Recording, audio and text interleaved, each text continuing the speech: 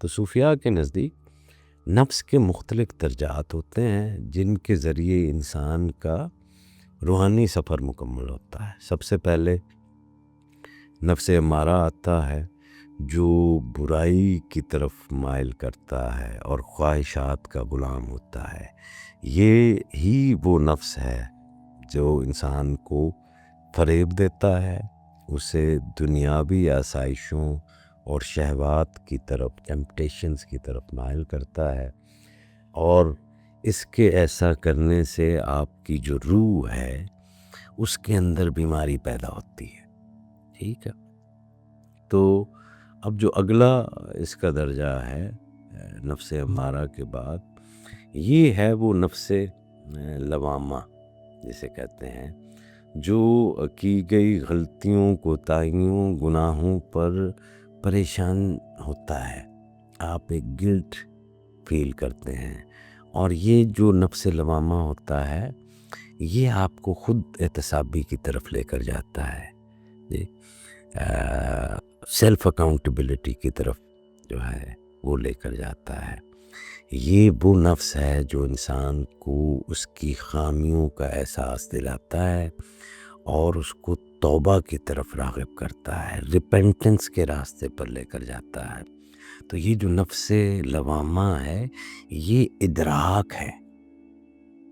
وہ جو نفس امارہ تھا جس میں آپ کو کچھ بھی اور سجھائی نہیں دے رہا ماں سوائے دنیا کے، جی، اور یہ جو آپ کے اندر نیگیٹو جذبات ہیں اس کے، اور دنیا کی تڑپ کے، ٹیمپٹیشنز کے، گریڈ کے، جی، تو یہ جو ہے نفس امارہ، یہ وہ سٹیٹ ہوتی ہے جسے سٹیٹ آف اگنورنس کہہ لیں آپ، جسے آپ حالت غفلت کہہ لیں، جی، تو اس حالت میں نفس سویا ہوا ہے، جی، وہ بیدار ہی نہیں ہے۔ تو یہ جو نفس لوامہ ہے یہ وہ سٹیٹ ہے جس میں اب نفس کو ادراک ہونا شروع ہو گیا، اسے علم ہونا شروع ہو گیا کہ مجھ سے غفلت میں یا سوئے ہوئے کوئی غلطی ہوئی ہے، جی۔ تو جب یہ ادراک ہو گیا، جب یہ نالج آ گئی، جب یہ احساس ہو گیا، تو اس کے بعد پھر وہ ریپینٹنس کے ایک دروازے کی طرف انسان جاتا ہے، استغفر اللہ استغفر اللہ، پھر وہ دوڑتا ہے اس غفار کی طرف۔ تو یہ ادراک ہے نفس لوامہ، یہ علم کا راستہ ہے، یہ خود احتسابی کی طرف آپ کو لے کر جاتا ہے۔ تو اس کے بعد نفس ملہمہ ہوتا ہے کہ اب آپ کو ادراک ہو گیا، جی، اور آپ توبہ کے دروازوں کی طرف بھاگے، تب آپ کو پکارتے ہوئے، جی، اور پھر آپ نفس ملہمہ میں آ گئے جو روح کو حوصلہ دیتا ہے اور اللہ کی محبت کی طرف مائل کرتا ہے، جی۔ تو یہ آ گیا نفس ملہمہ، اور پھر اس کے بعد آتا ہے جسے وہ کہتے ہیں کنٹینٹ سول، نفس مطمئنہ، جو سکون، اطمینان اور اللہ کی رضا میں غرق رہتا ہے۔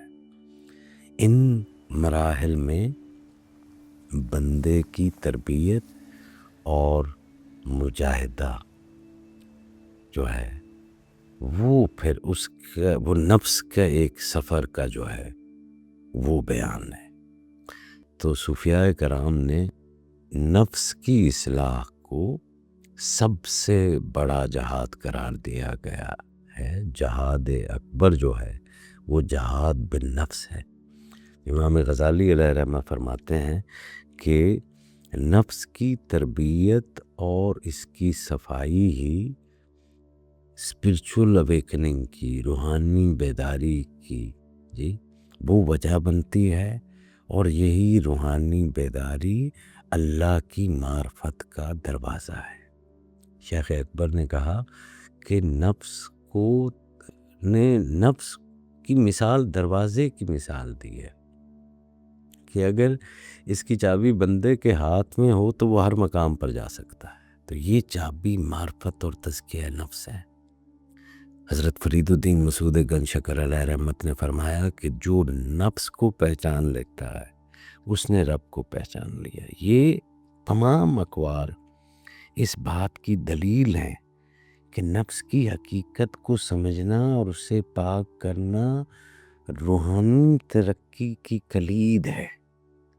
نفس کے اندر نفس کی کشمکش کے ساتھ ایک مسلسل جدوجہد ہے۔